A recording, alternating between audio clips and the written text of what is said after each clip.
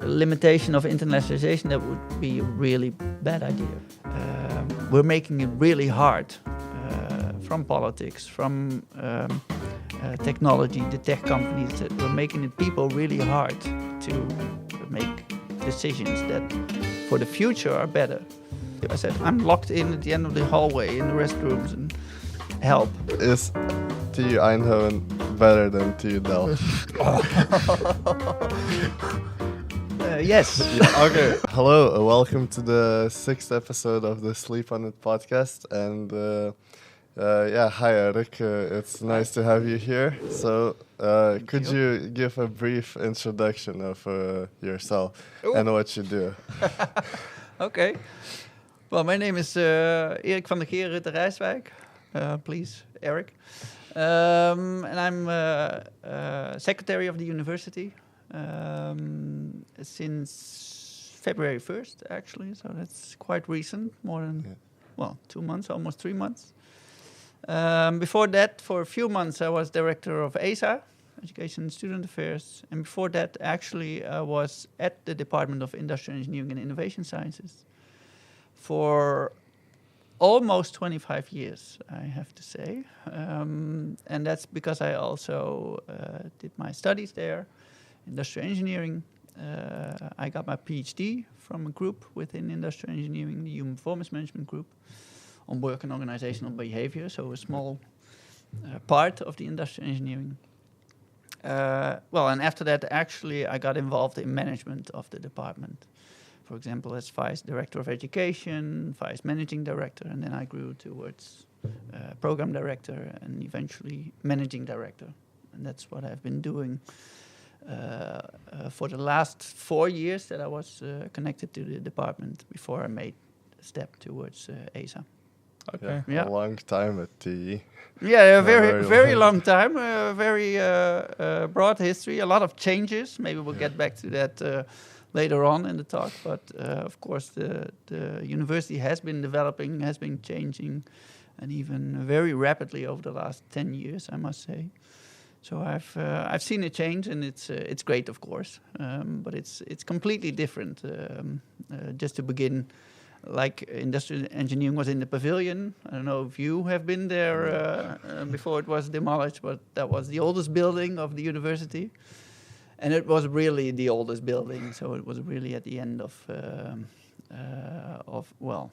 just being workable, and the facilities were really old. So eventually, that got torn down, and we moved to the Atlas building. So that was actually a huge change already for me, while still being in the department. Yeah. So the campus has changed, the community has changed, the university has changed. And we're still changing and developing. Maybe we'll get back to that later on, but it's a lot of dynamics. Yeah. At the university. Yeah. Yeah, it looks like it's going to the right direction in a way. But you mentioned that you are now secretary. Yes. So what are the main responsibilities being a secretary? Well, it's quite a unique role, actually, and it's a worldwide role. It is a common role at the universities, and it's actually it's twofold here at the university. So one is I'm secretary of the university, and in that you have a pivot role between the organization and the board, the executive board. You make sure that decision making is aligned. You make sure that enough people are involved in the decision making. You have a link to the co-determination, for example, to student life, so all the associations, etc. So that is really the linking pin in the organization between the management, the top management, and the organization. So that's a great role. You are the senior advisor to the board, etc. It's a hectic role, of course, but it's very nice. And on the other hand, you're also director of general affairs, and that is the department, so to say, the service department, which is involved in making strategy, making sure that strategy is implemented, monitored, etc. And then it's a very diverse department, because also, for example, internal audit is in there. we have the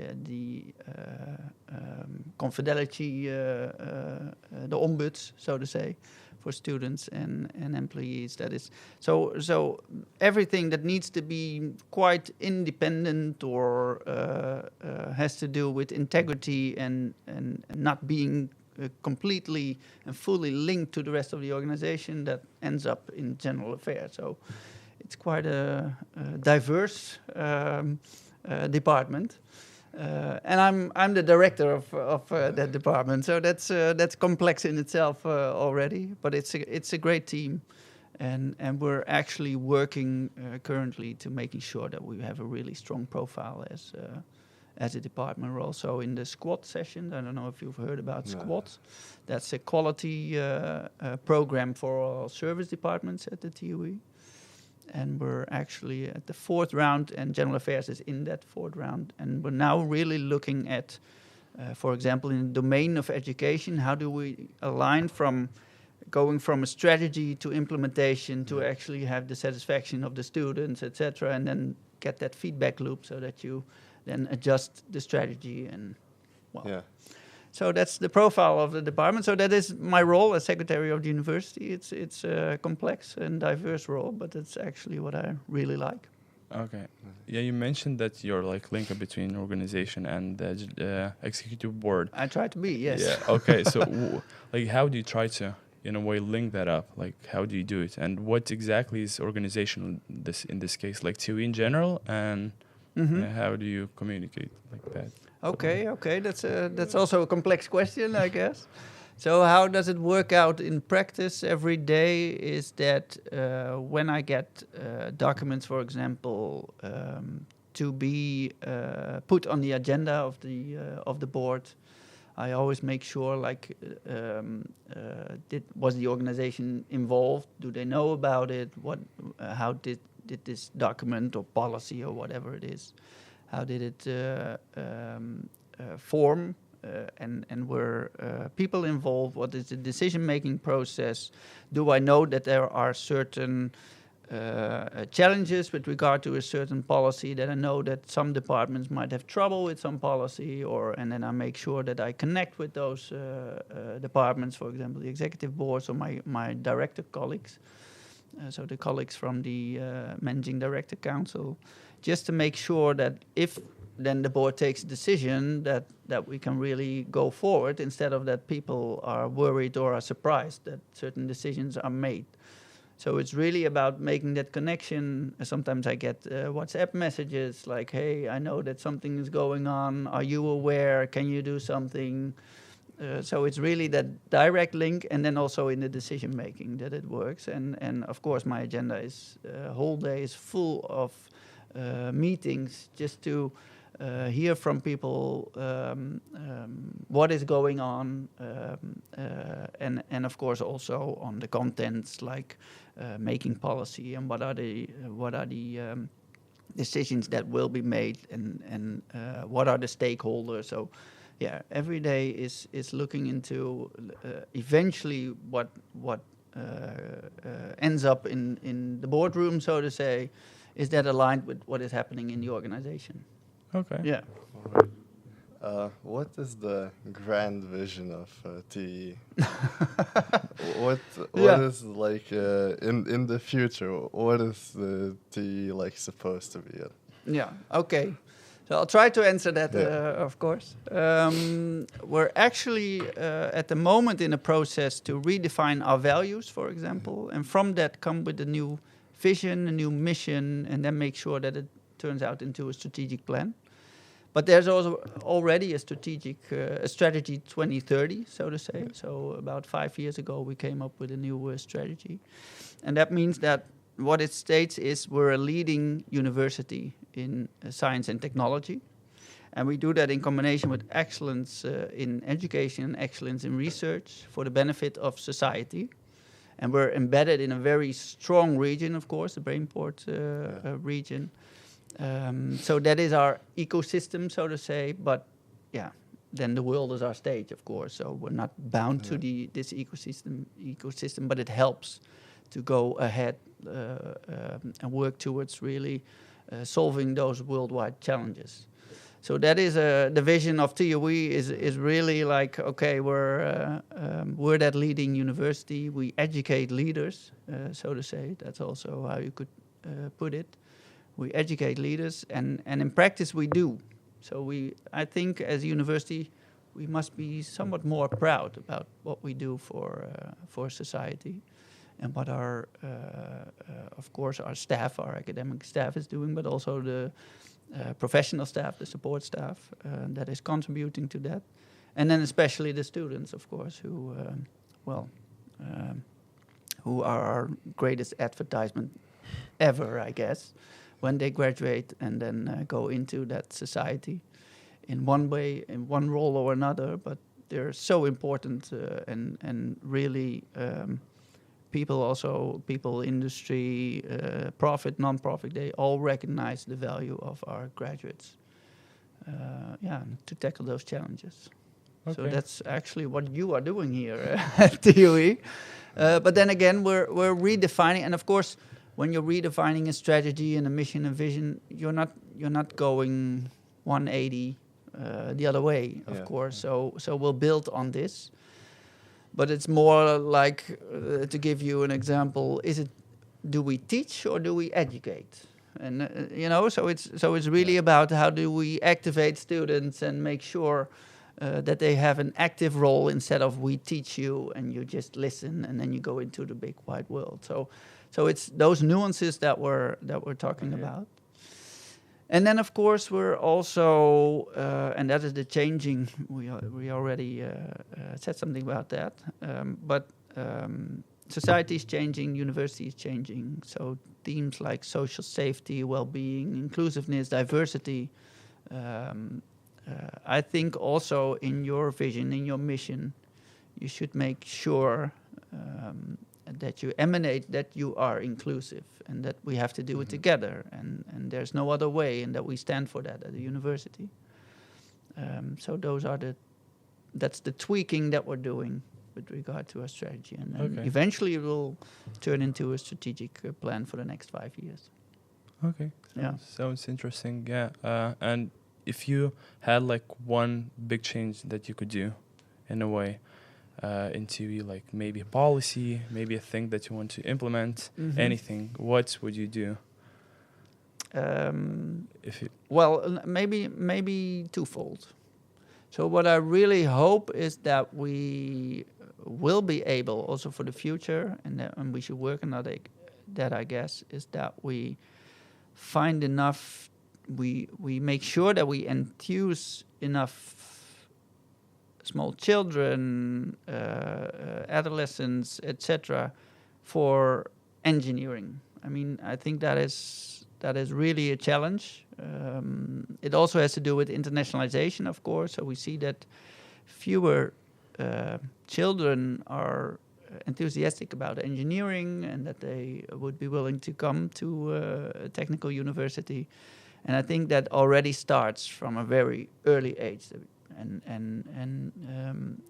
also make sure that you're inclusive in that. So also girls or however you identify, we really need that broad enthusiasm about our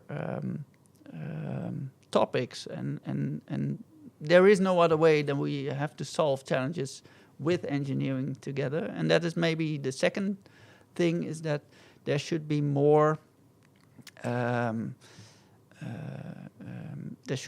focus on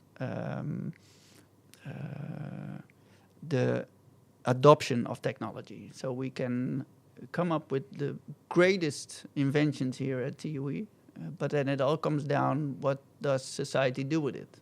So for example, windmills, if we don't all embrace like, okay, this is the way forward as a society in using those engineering designs as is a windmill, for renewed energy, that if society rejects it, sees it as a burden, etc., then we have the greatest inventions here, but we don't help solving those real big challenges with regard to sustainability. So also at forehand, when you come up with a new design, already think about how to make sure that society would adopt this, what is necessary for that. That's my second big thing that I would wish Okay. for university, but also for society, that is standardly incorporated just in working on such designs, is thinking about the adoption of technology in society. Actually, on this topic, do you think it's harder for people to adopt a new product because they might be like scared of it, or they don't want change, basically? Or is it because the product is like not advanced enough or not innovative enough? So which basically poses more of a threat to technological development? Well, I think the second factor that you state, I think there are always early adopters. There are people who just intrinsically are very enthusiastic about technology. And that won't change. Yeah. So what I'm saying is really, if you want broad society to adopt things, then it's about, are we ready to change? Are we willing to change? And it's about storytelling, I guess. So what you see now with all the social media and people in their bubbles, so to say, they only reflect on parts of like a solution or a design or a movement or something. And they nowadays maybe even reject to look at it from an integral perspective and really see the broad view and how we should go forward. And then I must say also that politics is also more and more focusing on short-term solutions and well, these kinds of challenge solving, problem solving that requires a horizon of decades, so to say. So that's also lacking. So people don't feel supported in thinking more about the broader scope and how to solve things. And everything like Instagram, that's just short-term, focus, short-term relief, whatever. And then also politics, the news, everything is really focused on what is happening now, and tomorrow it can be completely different, and in a year it's unrecognizable, so to say. So people are not stimulated to think with us about how to adopt new technology in 2 decades, because what we are working on here at the university is really for something that will be implemented in decades, not tomorrow, so to say. So that's a process. So I think early adopters, they'll always be here and they're very enthusiastic, but it's really about changing how we do things in society. And that's also what I said. I wish that we could have that role also as a university to improve that process. And whose job is it to do that? Like, should it be the engineer? Yeah, but there are. I mean, it's everybody's job, so to say. But I must say, well, I already said politics should really promote that focus. But there are also experts, and we even teach those experts. And it's not because I'm from the industrial engineering and innovation sciences department that I want to advocate that, but I know that there are experts. I mean, we have experts here in-house in our universities who think about the adoption of technology, who think about ethics of technology, who think about the design processes and what to do, which steps to take in those design processes, who to involve. So we actually already educate people to think about those things. And then, of course, I always hope that people themselves also feel the responsibility to think about what it means to, not be willing to change with regard to, for example, energy consumption. So I always also count somewhat on the responsibility of people. But as I said, we're making it really hard from politics, from technology, the tech companies, that we're making it people really hard to have that focus and to make decisions that for the future are better, related to the short term. So it's a complex, but I think it's everybody's job. But we can have a really big role in that, I guess. Yeah, definitely. And I also hope that if you're not like a innovation sciences engineer, then still when you're an engineer from University of Technology in Eindhoven, you do computer science, that still you have somewhat of a feeling of, okay, what would it mean for ethics if I make that program or if I make that code, or, so that you really, with your team, think about what would it entail if this would be adopted for society. And then maybe some developments that we've seen over the last 10 years wouldn't have happened in the way that it has right now. But what advice would you give for engineers that is developing something in a way for them to look like far further in the future and in the market? Because some things are not really like fit for the people out there. But yeah, sometimes engineers just don't, in a way, acknowledge that in a way. So what advice would you give for an engineer, like early engineer? I would advise to work in teams, because I think in general, in practice, you always work in teams, and then make sure that the team is diverse enough with regard to expertise, but also all the other aspects of diversity, to make sure that you incorporate all those different points of view on what you are designing. So there can be somebody in the team who is really engineering and really focused on like the hard technology and just, but then make sure, be open as being that engineer, be open to people who then say, okay, but have you thought about this? Can we do something about that? Could you engineer it in such a way that? So I think it's all about teamwork in that respect. Okay. Yeah. But still, there are people who are just intrinsically motivated to really focus on that really hard technology, and we need those people, but make sure that they do it in the right context. Okay, that makes sense. Totally makes sense.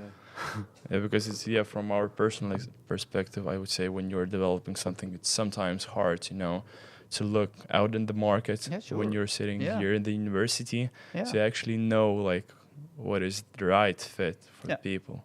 And you can't know everything, and if you would know, you maybe wouldn't be able to invent it in such a way that you would if you were that really focused engineer in that respect. So, but then still make sure that you surround yourself with people in a diverse team in such a way that that the eventual solution, so to say, for the challenge that we're all facing, of course, in society, that you come up with a solution for those challenges instead of just, pushing tech into the market and then see what will happen.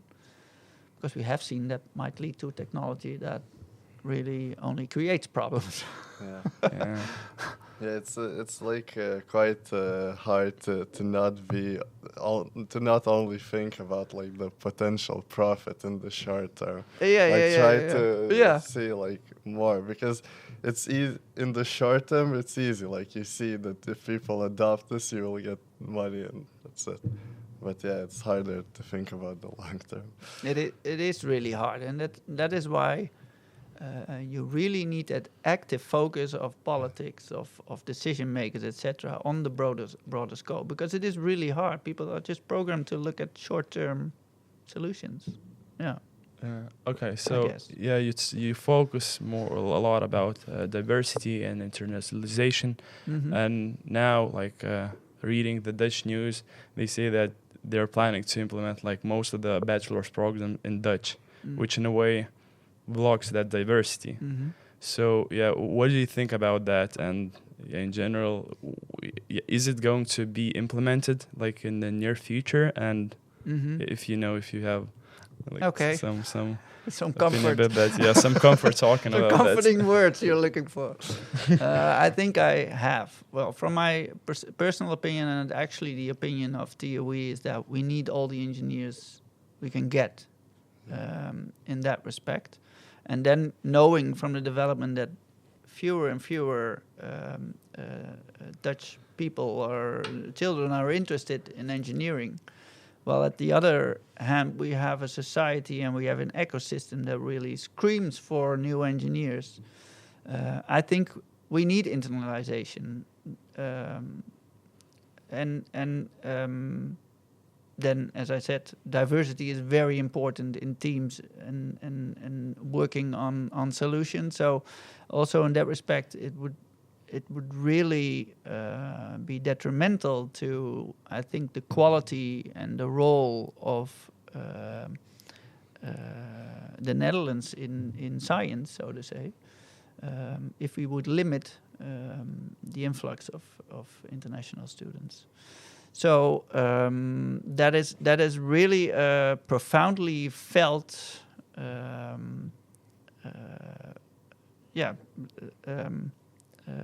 concept that I think is really broadly embraced at TUE.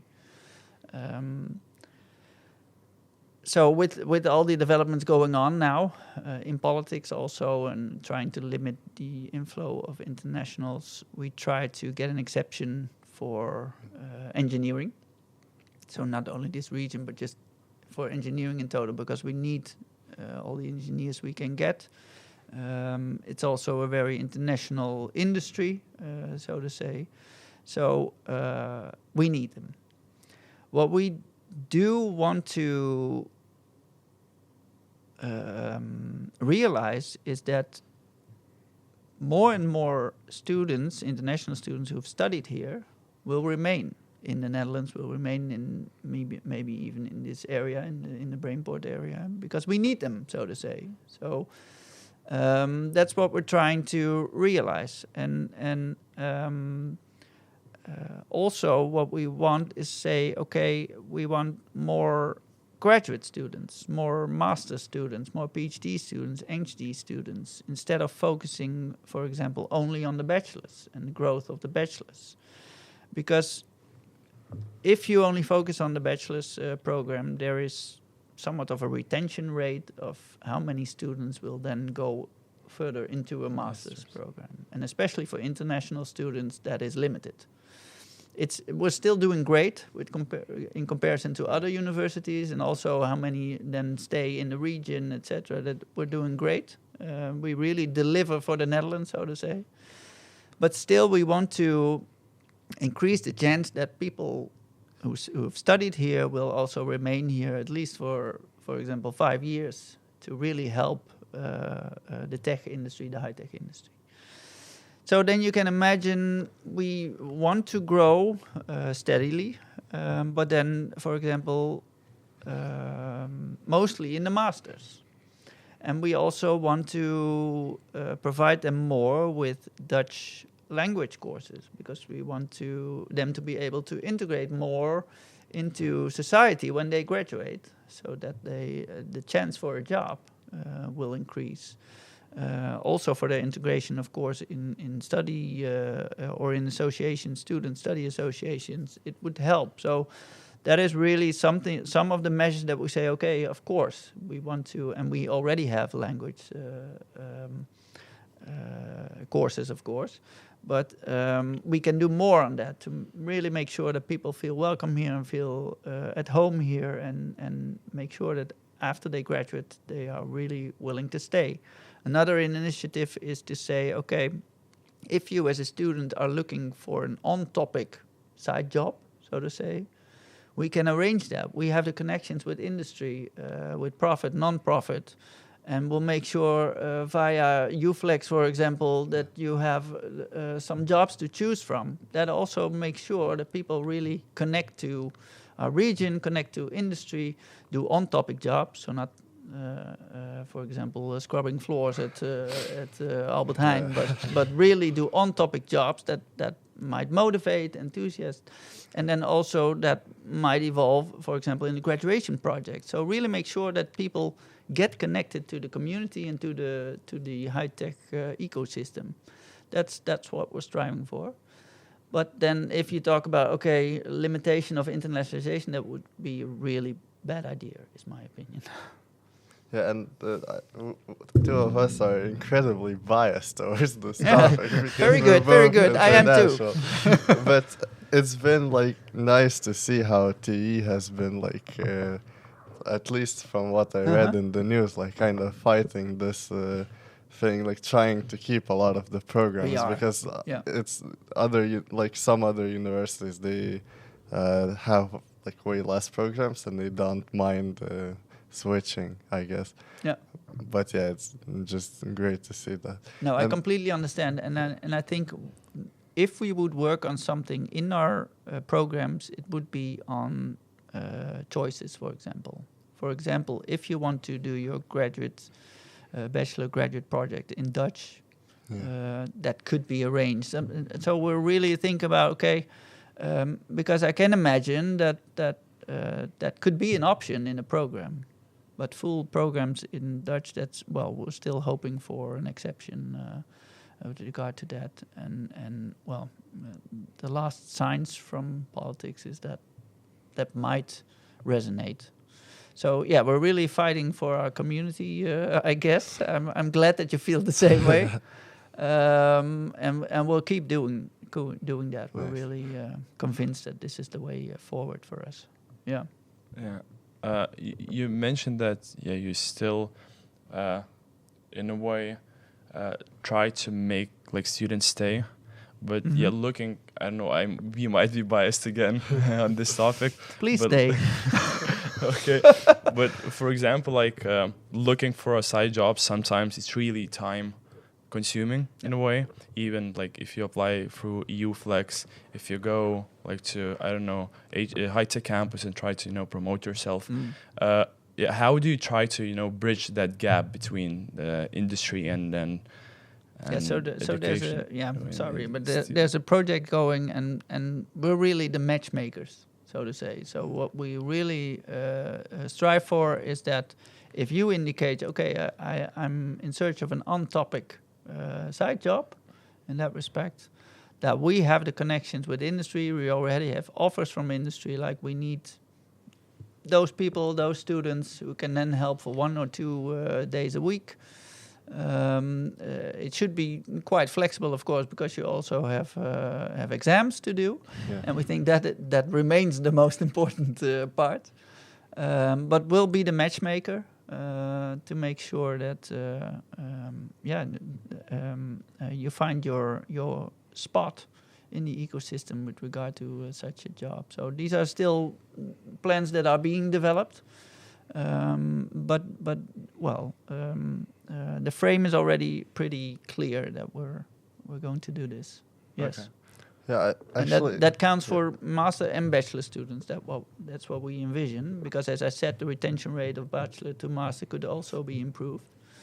And then if people really have already a nice side job here in their bachelors, maybe even do their graduation bachelor project, BEP, at that company, you can imagine that people get enthusiastic and will also choose for a master's at our university. Yeah, I actually think the high-tech campus provides like a ton of opportunities for this. I think it's just the problem is that like not a lot of people know that it's possible. Maybe. Yeah. I don't think it's like, I mean, from your experience also, it's like you have a job at high-tech campus, right? But it's quite possible to find a job, like a side job, right? It's just knowing about the opportunities is hard. Yeah, there are a lot of opportunities. So it's really about matchmaking, I guess. Yeah. And that has been already for quite some years. So with the new rector, Sylvia Leenaerts, who already said it in her speech, we want all students who want an on-topic side job to be able to do that. Yeah. So we'll do our best for that. Okay. You still try to balance like the students to, in a way, like for ones to go to research, because also I think research is quite important, and some to go to an industry. And how do you try to, like, in a way, make this connection in a way? Not connection, but Yeah, well, I don't know if we make the connection. I Or think just you let the both are students- important, of course, because you need to keep developing excellent research, also to incorporate that in excellent education. So the link is really important, and we want to be excellent on research as well, and we need students to be enthusiastic about that. But at the same time, there are, of course, thousands of students who or don't want that. That's a possibility. Or just have great opportunities in the high-tech industry. Or profit, non-profit organizations, even government. And I think we have to do all. Okay. And that's why we also want to keep growing in the numbers of graduates that we deliver to society, actually. Because of we have to get that engineering perspective just in a broad sense into the community, into society. And then, of course, there's also like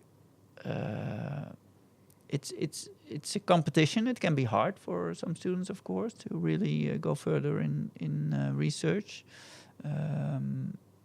I think it's too hard, but that's my opinion. You mean to go into research or like the competition itself? Or Yeah, well, of course, to follow those steps that you need to really go ahead and eventually maybe go towards a full professor position, that really asks a lot. But of course, a great job at the high-tech industry also requires quite a lot from people. But it's a tough way to go, and there aren't that many spots, so that makes it maybe even more competitive. So not everybody would want that, and maybe that's okay. But it would be a shame if then talent is wasted.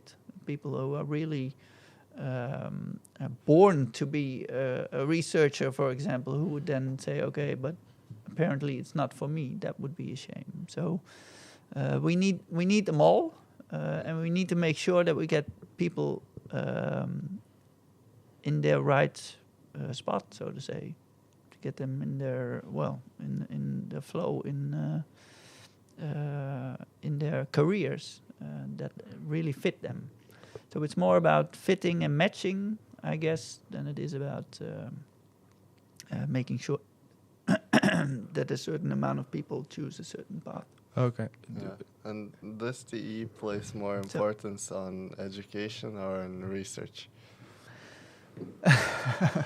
Well, you already heard me say, I think we need both. Okay. I think we need both. And the third component is also valorization. And I think with our embedment in this ecosystem here in Brainport, for TUE, that's even a more important factor. So making sure that our designs are adopted in society, are really further developed to be practically implemented.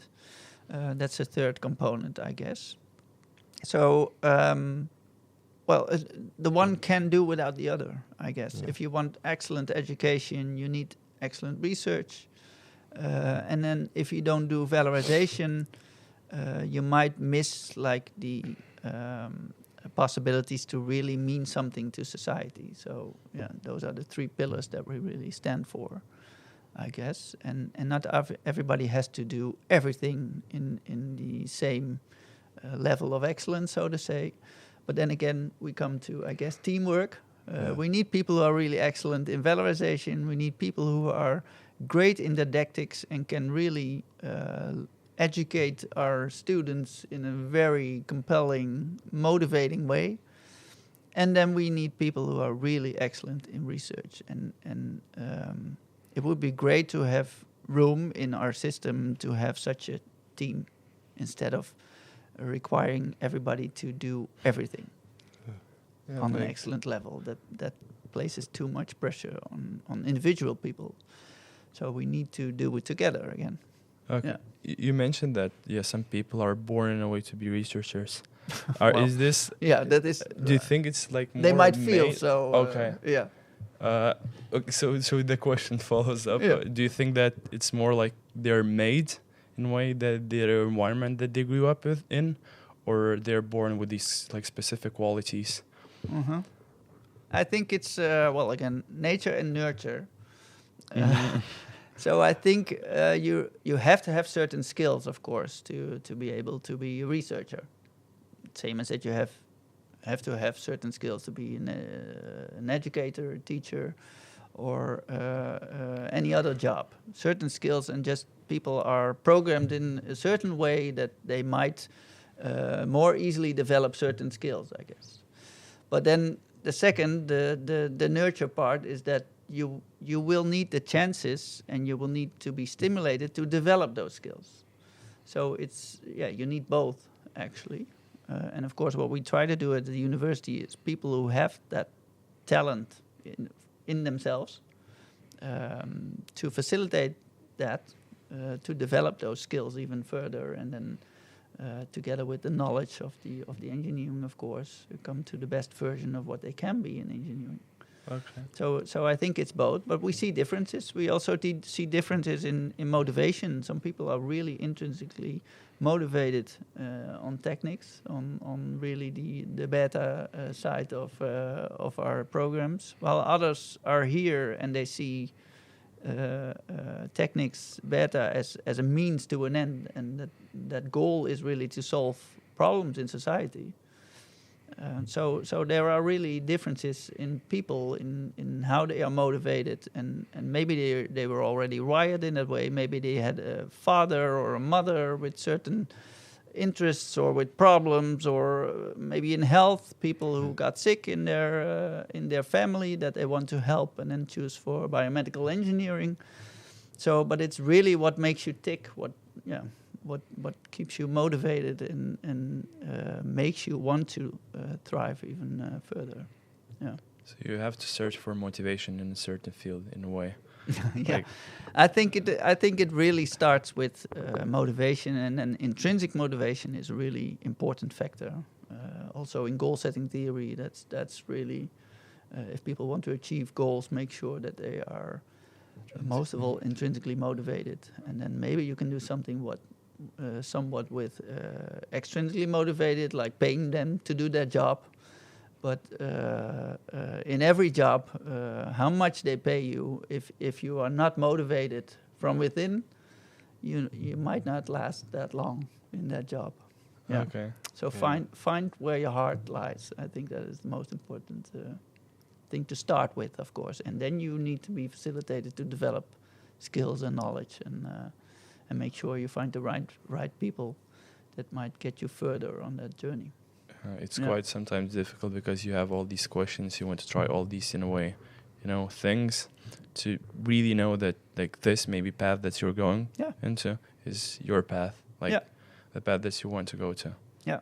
Yeah, and like also hard to accept like that maybe you're not that suited for this field. Maybe it's better to do something else. I think Yeah, it's just- so that might be like, well, I don't know, but maybe you had in your mind, I want to be a software engineer when I grow up, and then you lack the skills. So and you can train, but you won't be like this software engineer that you had in your head.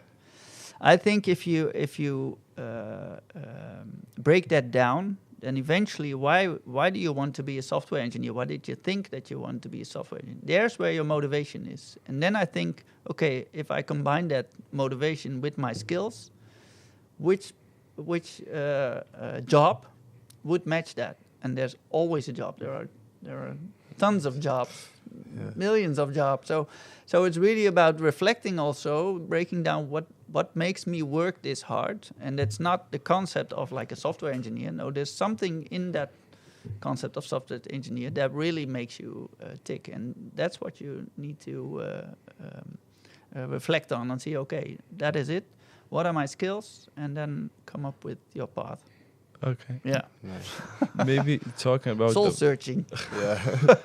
and maybe coming into more personal question, if that's possible. How did you find your like path, and when did you decide that this path is really like what you want to do?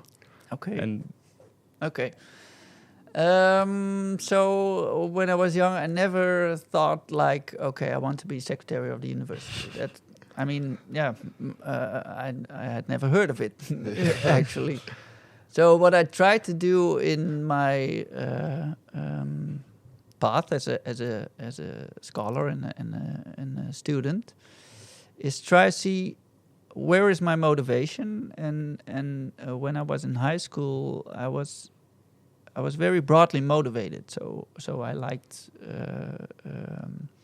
physics, I liked chemistry, biology. I liked languages. Well, I almost liked everything except history. So I thought, okay, everything but history, I can do that. So then I thought, okay, at the end of the high school period, I thought, okay, I have to choose. I don't know. Let's see what is a very broad study. And then maybe at the end of that study, make sure I find my niche, so to say. So industrial engineering, very broad, and also fitted my personality, I guess, with regard to very often being the linking pin as an industrial engineer. So I started that study, and I did some tracks on IT, and then on human performance management, etc. But I kept that broad interest just in all those aspects. So I never came to the point where I said, okay, I have to dive into logistics. This is it for me. So eventually I chose human performance management as my graduation direction, so to say. I did a great project, and that just motivated me to want to do also a PhD in that. And to be honest, when I was in high school, I didn't even know what a PhD was, so to say. So that's not like, okay, and then I get a PhD. So I wasn't planning ahead that long, but I just felt, okay, what really fits me, my skills and my motivation. That's how I ended up in the, work in organizational behavior, so to say. I did great projects, also projects that motivated me, also as a PhD at a rehabilitation center, really helping doctors, a team of rehabilitation specialists, and also eventually the patients on just making sure that they would get the healthcare that they needed in a timely manner, in a great way with regard to quality, and then still efficiently, etc. So that was what made me tick at the time. And eventually what I really liked was just being part of that university community, being part of that management. What I didn't want, I knew then, what I didn't want was sit at a desk and just analyzing results, etc., and not be in practice just managing, coordinating, and making sense of all the data, etc. So I really wanted the total package. So I thought, okay, research in work and organizational behavior might not be for me. At the same time, I got opportunities at the department, IENES, to develop those management skills, as I said earlier. And that's how I grew in my role, I guess, and had some extra courses, programs, leadership programs. So and that's how I found my path, actually. But really stuck with me was being that linking pin, so to say. That's what I already was in high school, maybe even before that, and that's what I still was as a managing director.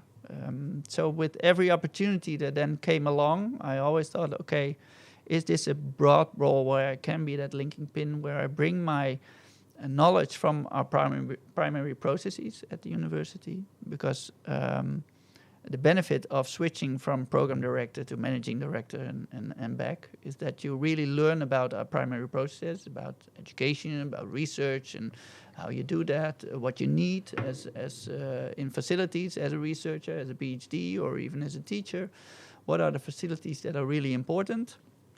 And then as a managing director, making sure that I would facilitate those people. So that really helped me in growing in my role here at the university. It's understanding those primary processes and then knowing what kind of professional support you need to really make those processes thrive, so to say.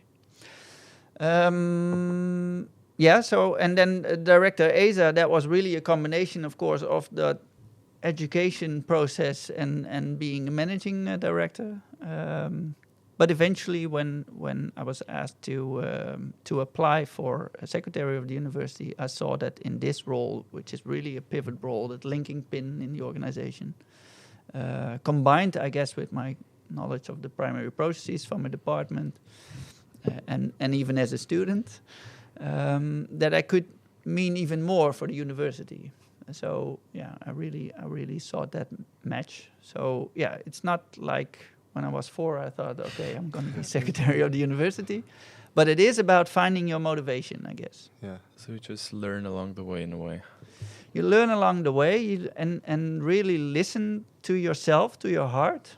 And if you feel like, okay, this is a great opportunity, but not for me, then also be brave enough to say, okay, great, but not for me. Yeah.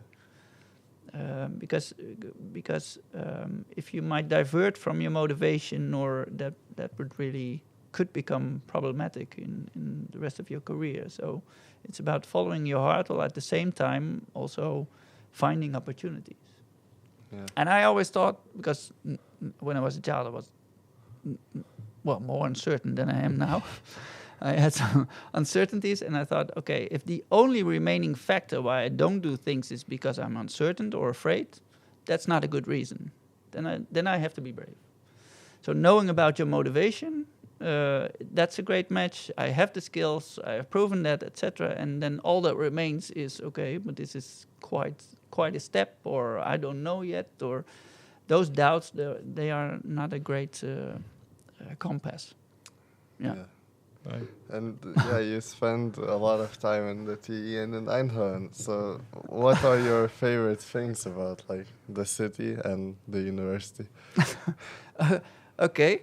Well, to start with the city, I think it's a great city. It has a great buzz. There is so much development going on. There is a very diverse community in Eindhoven.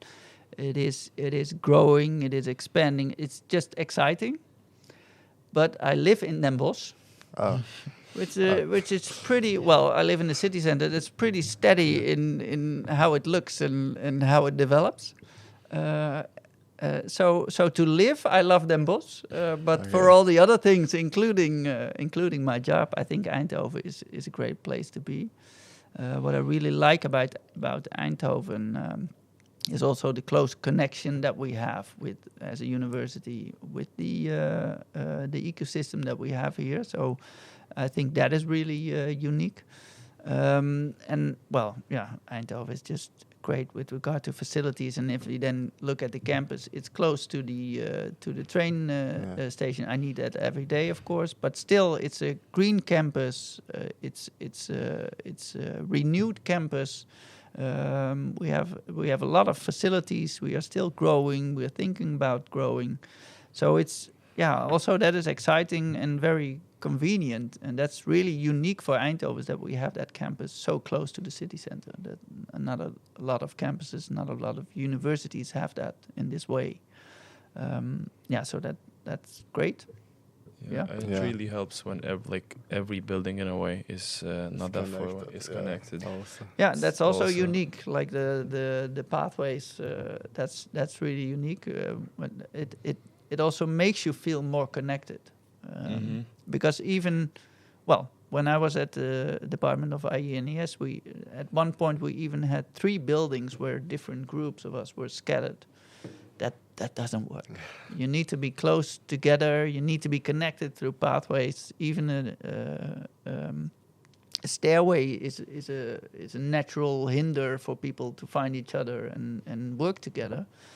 So it's great that we are connected at campus, because the best ideas come from just talking to each other, maybe even different disciplines talking to each other, and then thinking about, could we do a project together? Could we solve that challenge together? And that, well, to end up this topic, is that I think that for Eindhoven, innovation space is really a great asset. That's where multidisciplinary projects are being worked on. That's where people connect, where people meet. Even the ecosystem is connected there. So that's great, and we should and could build on that even further, I guess. More integrated into our curriculums, for example, making sure that external parties are connected, maybe even doing more in valorization through the innovation space, because then students also get enthusiastic about ideas that are developed from scratch, and then it's something that they can hold in their hand or that is implemented in society. So that's really a great asset, I guess. And that's also, well, it fits Eindhoven, TUE very well. Yeah, I totally agree. Yeah, but you've been as a secretary. You come this long path in TUE. What do you think? Like, what did you enjoy more, being a student here, and enjoying all the student life, or being like old? Yeah, I guess like making decisions about what students do in a way, or you enjoy the both, like both in certain way. Each phase is different. And when I started studying at the university, I was really focused on the department. And then even within the department on industrial engineering, and within industrial engineering towards my mentor group. So that started out really small, like getting to know people, 10 people, and then it grew and grew.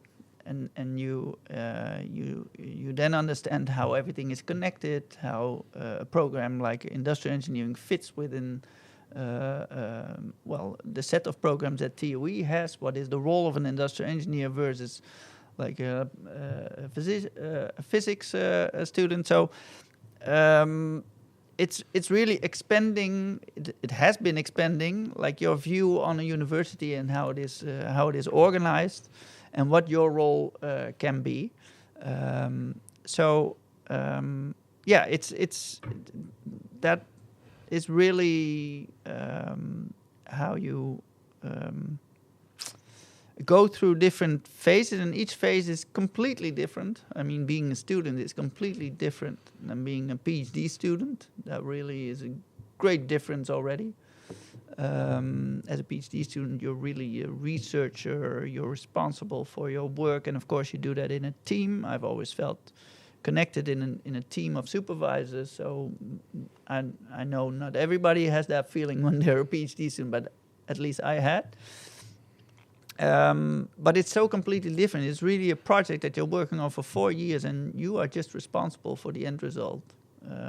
And making sure that you eventually have a thesis that you can defend, and then be a PhD, and then what?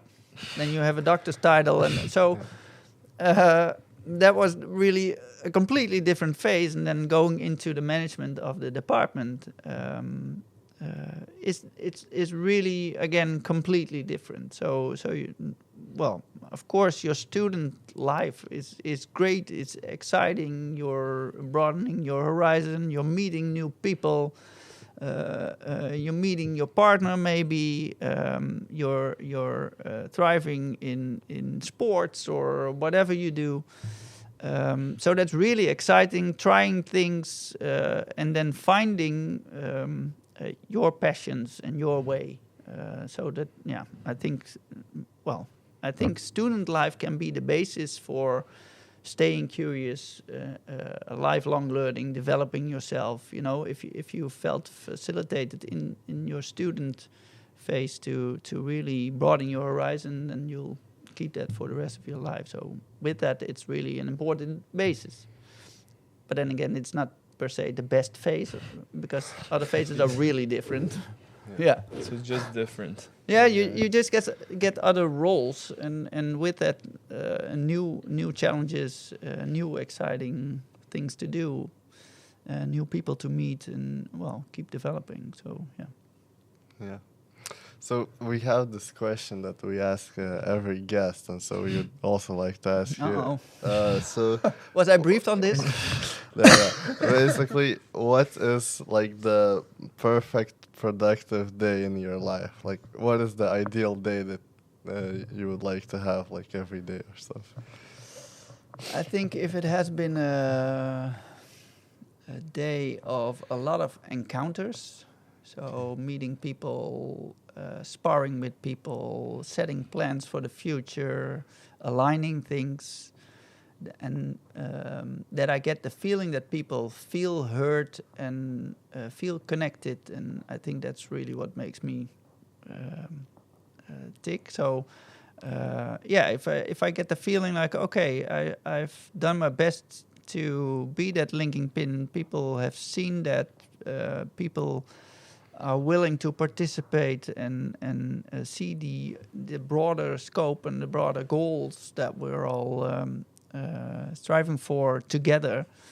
I think that is the feeling that I want to have after every day. I don't have that every day.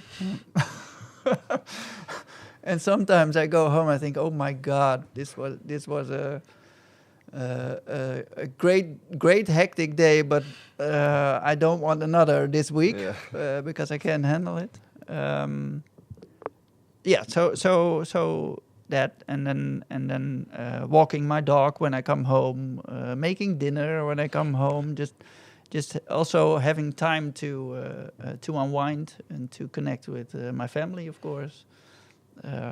So it's the combination of all those things that make it a perfect day, and I try to get that realized every day, but it cannot be every day. And sometimes you have tasks or you have meetings where you think, oh my God, this is really harsh, or this is taking energy instead of that I'm energized by it.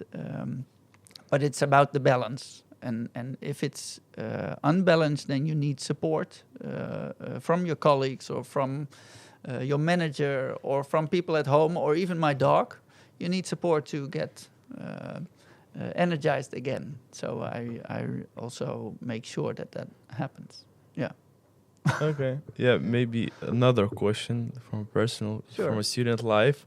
You remember like some bizarre story from your student life, or some embarrassing that you could share with us. Yeah, sure. Maybe it's not student life, but it was in the building where I also studied as a student, and that was the pavilion, of course. And you haven't ever seen it. No. So what remains are now those small pavilions where the new student housing is being realized. You see those? Yeah. Okay. I think there are 3 still small pavilions that are still there, and the rest was like a very old building, almost like barracks. And it was the very first building of the TUE because Philips actually donated it to TUE to start like a higher education in technology. And it was that old. So I think it was, I was program director, so it was somewhat, I think it's almost 10 years ago, where I just headed to the restrooms. So I said to my secretary, okay, I'm heading to the restrooms, and if somebody calls, I'll be back in a few minutes. And then in a few minutes, I had to call her myself because like the lock broke off while I was inside. And it was a very old building, and I immediately saw, okay, this is not going to be fixed. There is not something we can do like mechanically to fix this because something broke off, and that stick was in the door and in the wall. Yeah. So I thought, whatever we're turning, it just broke off. So I called my secretary and said, yes, hello, Eric, I'm locked in. And she said, but where are you? I just saw you leave. I said, I'm locked in at the end of the hallway in the restrooms and help. And she said, okay, I'll send somebody with a screwdriver. I said, no, we need really hardware to grind this down, because I think this is not going to help. But then in such a hallway, and especially when the director is locked in, everybody, they're locked in. So there were like 15 people already stacking up before my door and laughing and saying, "Oh, are you okay?" and stuff like that. It took half an hour to find somebody who could grind something down, and it came with a lot of smoke, and that came into my little room in those restrooms it was awful, but it was also very, very funny. So that is one. And then I think the other one, which was always funny, was that the pavilion was really... well, maybe I should start with when I started studying industrial engineering, and even I think at the introduction day, people said, next year we're going to move. This is an old building, we're going to move. And I think that I stayed just as long as I could arrange it myself. As a managing director, I could help us move. And the pavilion had just one floor and then wooden floors. And below that were all it was like a whole network of rabbit holes with rabbits. But as soon as a rabbit died, it started smelling really bad in the hallway. So it was crazy. At the other hand, it was a nice building because it had big offices. It had large windows you could open. There was green around. There were foxes. There were rabbits around. There were birds around. So it was really like a little ecosystem in itself. And one funny thing still, and then I'm through all my funny stuff, is that there was a pond enclosed. If you entered the pavilion, you walked towards a pond that was enclosed by the corridors, and there were always ducks nesting every year. And then when the little ducklets came, they were very happy. But then at the end they had to leave, of course, and they couldn't. So then the firemen from our campus, they came with ladders, etc., and they helped the ducks to go into the big wide world, so to say. So they had to be moved from that pond towards the Karpendonk or wherever. So that building was really a source of all kinds of crazy experiences, activities. Like we were always dealing with, just the building and how to make sure that we could all study and work there nicely. And that already started as a student. It's a bit sad now that it got. There was a lot of. Eventually, I had a lot of nostalgic feelings towards the pavilion, but I mean, we couldn't work there any longer. We couldn't study there any longer. The quality of the air wasn't good, and you can imagine the smell of dying rabbits wasn't good, and we're coming to an end in a way. We have 4 minutes left, but sure. One last question: when you were in the restrooms, did someone call you? Like, did you miss some calls? No, I think, all my calls were diverted to my secretary, and she said, "Oh no, he's in a meeting." And actually I was with 15 people on the other side of the door. But no, so she was very nice about that. But eventually it ended up in the newsletter and in a booklet that we made actually 2 years ago about all our activities and fun moments in the pavilion or in the department. It ended up in there as well. So Yeah, and I also have one last question. Just very short, yes or no answer. Ooh, that's I'm more of the nuances, but okay. Is TU Eindhoven better than TU Delft?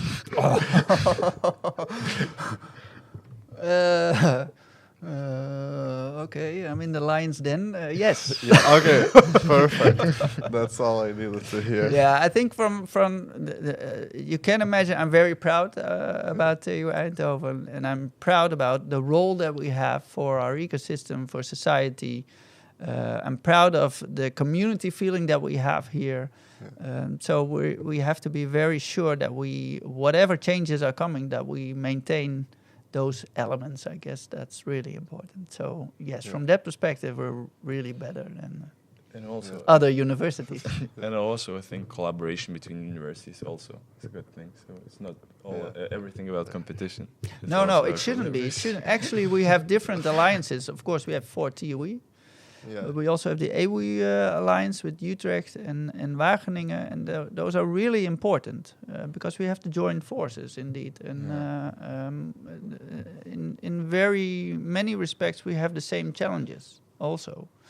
So and we need to learn from each other, make sure that we do things together, make sure that we provide joint programs, for example, or exchange between universities, just to make sure that we are multidisciplinary and maybe eventually even interdisciplinary. We need each other. We're also very happy about our competitors, which we're not. Yeah. Okay, so this is, I Yeah. think, the end of the episode. Thanks, Eric, again for Yeah, coming. thanks. Thanks Thank for you. sharing Thank you. Very nice the to be story. here. And good luck with the rest of the podcast series. Yeah, Thank thank you. Thank you.